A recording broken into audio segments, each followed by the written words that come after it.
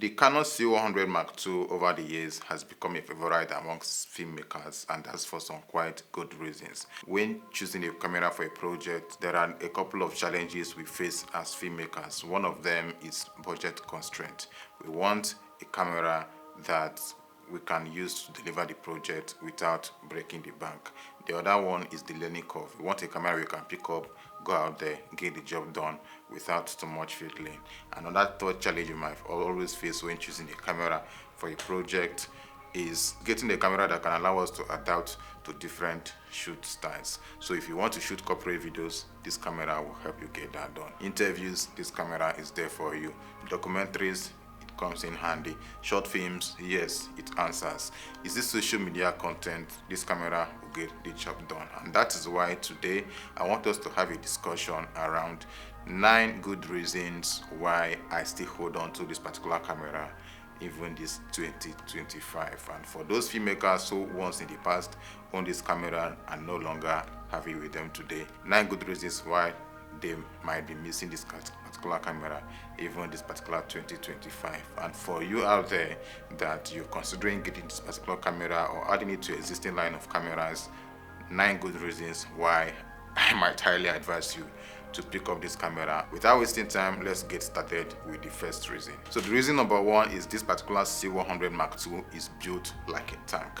And I mean this in all sense of the words. This particular camera has been one of the strongest camera I've ever used. I've used a number of cameras over the years, but this particular camera has stand the test of time. It's very, very strong. You don't have to fear about it falling and not working. I just wish that most of these modern cameras are built the way that this particular camera is built in terms of the strength. It can withstand a lot of beatings, and the buttons, they are quite tactile. Everything is well placed. So when it comes to durability, this particular camera is built like a tank. It has lasted for me. I've used it for years now and I've not had any complaint about anything. No button has removed, nothing at all. Everything is still intact. Even though I didn't buy it new, I bought it used, and the camera has been as it was the very first time I bought it. So the camera is strongly and well built. The number 2 reason, of course, I would want to talk about is the image quality. I mean, this camera doesn't shoot 4K. Even as a Canon camera, it doesn't shoot log 2, log 3, or even raw format. But for the basic log footage that this particular camera delivers, it gives you amazing results. I mean, there is this particular thing about the images that come off this particular camera. I can't just explain it. There is something that Canon did with this particular camera that I'm not sure they've been able to achieve with their other lines of cameras like C70, C80, even C50 that is just released. I'm not sure that they've been able to achieve that same thing. The image just looks different. So image quality is one of the reasons that most filmmakers might still be missing this particular camera out today, and the image quality is one of the reasons why I still have it with me. I have the R6 Mark II here, which I'm shooting with, but this particular camera that is far older than it matches up to it in terms of image quality. The third reason is battery life, and to be able to explain that, I brought out the batteries. So when I bought this particular camera, it came with 2 batteries. Not that it came with 2 batteries by default, but this other smaller battery was the one that it came with. I don't know whether the camera can focus on that. Okay, so that's the one that it came with. Then I bought this one as a second battery. I know that the lifespan of the batteries are no longer as if they were new batteries, but even at that, the battery life inside this particular here, as regards with C100 Mark II, it is quite awesome. So like when I'm shooting events with this, I don't always worry myself when it comes to battery life with this particular C100 Mark II. I mean, it is awesome. All right, it is awesome, and I don't know how to say it again. Let's go to the next point. The next point we're talking about here, and for that I'm bringing up the camera again, is that this particular camera has internal ND filter. You know, the particular moment when you have the particular perfect composition and framing, only to find out that your image is overexposed. You don't have to worry about buying ND filter for your lenses. This camera comes with ND filter. You have ND2, ND4, and ND6. So when you're at ND6, anything that your exposure cannot handle at that point, you know, it will be easier for you to find a way to fix that than if you don't have ND filter at all. So whenever I'm shooting, I don't worry about putting an ND filter inside any lens that will be on this camera because it comes with ND filter, and it's one of those things that most cameras these days lack, especially the mirrorless cameras like the R6, R5. Of course, the only other places you'll find this kind of thing feature, which is the ND filter, is on the current cinema cameras like the C80, C70, C650, as the case may be. So this camera, as it is, comes with ND filter, which is another good point why even in this 2025 I'm still rocking it.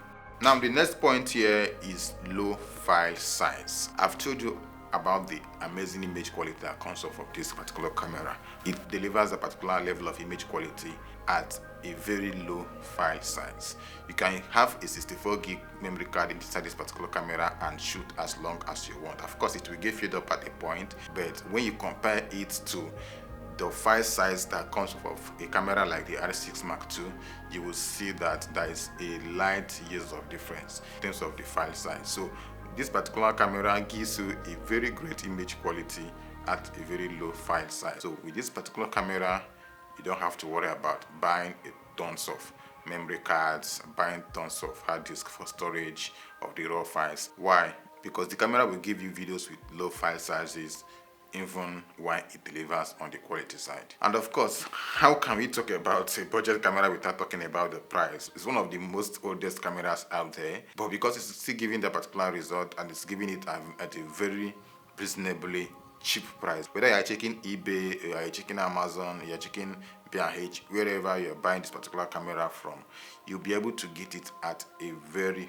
cheap price, because compared to what is existing there, even for smaller mirrorless cameras, you will see that this particular camera, the price is quite cheap for the result that you get out of it. Price is another good reason why I picked up this particular camera. And for you that might be considering picking this particular camera, it has its limitations, of course, but when you consider all those things, price might still be another reason why you might want to pick this particular camera up and add it to your existing list of cameras. This camera will make you look like a pro. Look at this. Or how about this? You come to a client shoot, they are rocking this. How do you think you'll be perceived? Remember, they said perception is reality, and this camera will make you look like a pro. I mean, comparing with the R6 lineup, the R5, this particular camera will give you that particular edge, telling the client that yes, this person means business. He knows what he's doing. If he has this particular big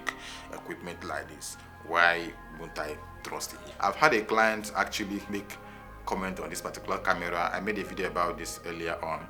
Initially, when we did the first shoot, I didn't have this camera then. Then the next time we were shooting again, I had this camera with me, and she saw it and she said, yes, this is good. This is good. I mean, this is good. This particular camera makes you look like a pro, and you're a pro, aren't you? This camera is easy to work with. Be it the camera body or the files that come out of it, everything is easy to work with. When you are working with this particular camera, because of the way that the camera is built, first of all, you don't have to fear about pressing a button and the button coming off. Then the buttons are strategically placed. You want to use the ND filter, you want to check your picking, anything you want to do at all on the camera, you really know exactly where to go to. Then when it comes to the files, I've already mentioned the low file sizes. That means when you are working on your computer, you can easily grade your footage. You can easily play back your videos. Even if you are using a low capacity laptop, you can easily work on your footage without overstressing the laptop or the computer you are working off of.